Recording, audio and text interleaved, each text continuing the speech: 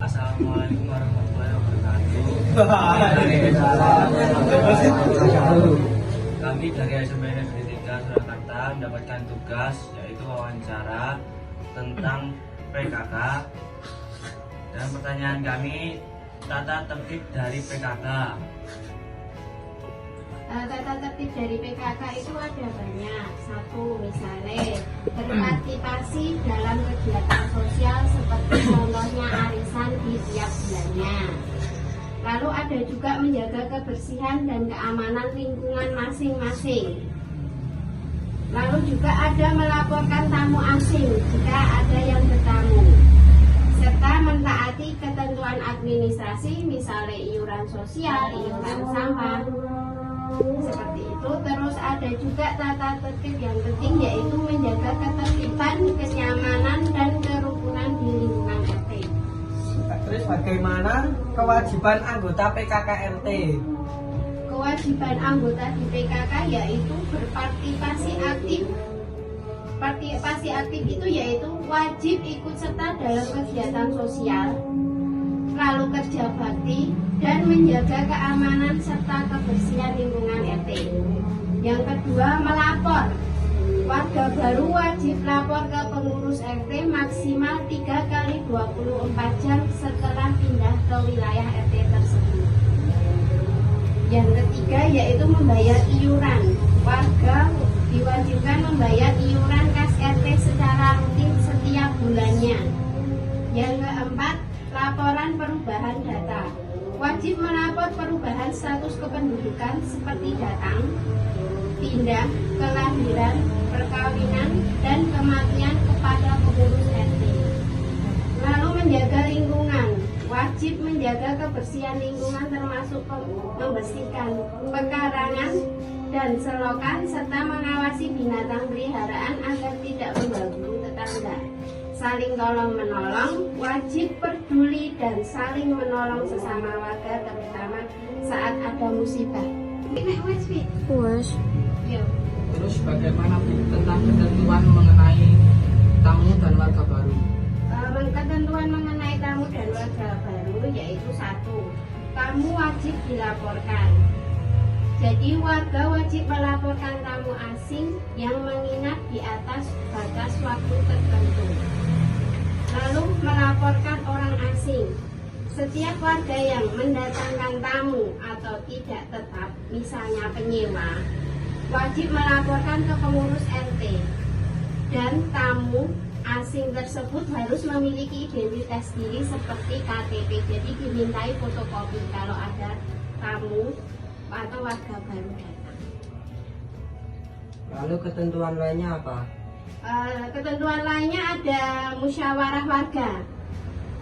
Kekuasaan dan keputusan tertinggi bukan pada pengurus RT, melainkan hasil musyawarah bersama. Jadi itu tuh kalau kita bermusyawarah diambilkan suara terbanyak seperti itu. Lalu ada juga ketentuan lainnya yaitu pertemuan rutin. Warga wajib menghadiri pertemuan rutin seperti rapat warga atau pertemuan rutin tiap bulannya yang diselenggarakan setiap bulan disepakati bersama. Lalu ada sanksi pelanggaran.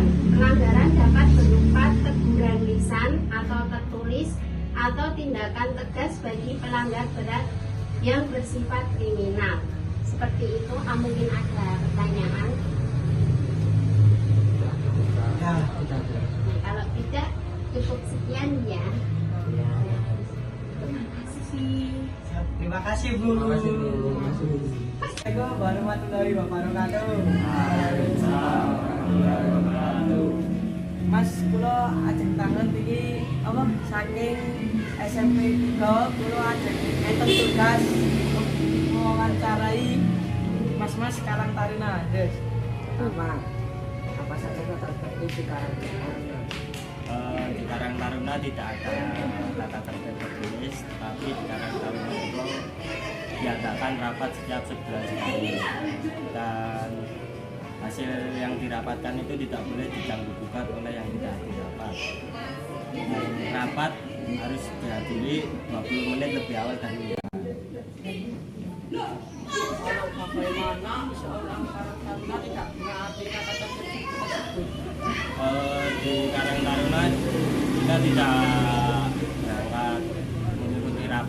akan didenda 15.000. Ikut mama Mas. Nggih. Matur suwun nggih Mas. Nggih, sama-sama. Baik. Assalamualaikum warahmatullahi wabarakatuh. Kami dari perwakilan SMP Negeri 3 Kota Surakarta mendapatkan tugas pendidikan Pancasila tentang tata tertib yang ada di Posyandu. Ya, jadi kita di sini mau menanyakan tentang apa saja tata tertib yang ada di Posyandu itu. Tata tertib atau prosedur yang ada di Posyandu itu ada dua hal. Yang pertama, prosedur pengunjung. Jadi pengunjung ini harus menjaga kebersihan, ketertiban, datang tepat waktu pada hari buka layanan Posyandu. Yang kedua, prosedur dari pelayanan Posyandu itu sendiri. Posyandu itu ada 5 meja atau 5 langkah pelaksanaannya. Yang pertama yaitu pendaftaran, yang kedua penimbangan dan pengukuran berat badan dan tinggi badan, yang ketiga ada pencatatan dan pelaporan, yang keempat pelayanan kesehatan, dan yang kelima adalah penyuluhan. Nah, Posyandu itu sendiri melayani siklus hidup, seluruh siklus hidup yang dimulai dari ibu hamil, bayi, balita, anak prasekolah, kemudian anak sekolah dan remaja, dan yang terakhir dewasa dan lansia. Itu saja. Terima kasih sekali Mas Ali. Assalamualaikum warahmatullahi wabarakatuh. Waalaikumsalam.